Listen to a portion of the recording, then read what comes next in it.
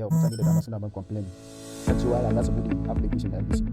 A takaice yanzu da bidiyo ne zan yi bayani yadda ake buɗe shi. Da farko idan ka ɗauka nan za ka sa sunan full name naka. Misali sunana Musa Abdullahi ko zan sa Musa Abdullahi. Nan kuma username ka gani username shi kuma za ka ɗauka duk wani abu wanda kake ziyara kan ka ɗauke shi matsayin kamar nickname naka ko kuma whatever ne za ka iya sa misali sai Musa Abba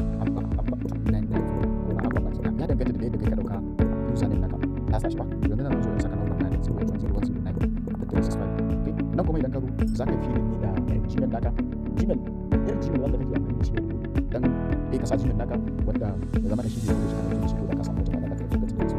misali da ne ta yawa wannan shi ne Gmail wannan referral username ne shi wannan optional ne bai zama dole ka sa shi ba kuma bai zama dole ka sa shi ba za ka riske shi misali sai ka saka password misali ka sa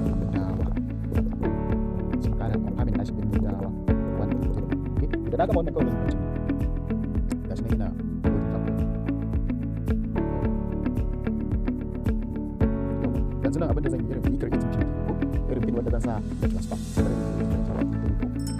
kada na yi creating pin idan na saka pin zai ga transfer alhamdulillah yanzu ga application kamar yadda na ga ta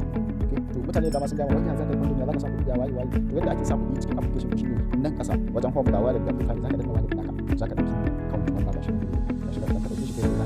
can a ofin naka ko kuma wani bank naka wanda kake transfer kuɗi shi ka saka kuɗi ko nawa ka sa 0 piece ne ba za a dauka maka ko naira ba haka zai daga cikin wannan app din naka sannan idan ka sa kana da mutum da kati da duka misali da number ko san sa gashi ko wani data ne so ya adadin kuɗin ka ne za ka iya sa hoto da su mutane su da nan kwamfuta gida mai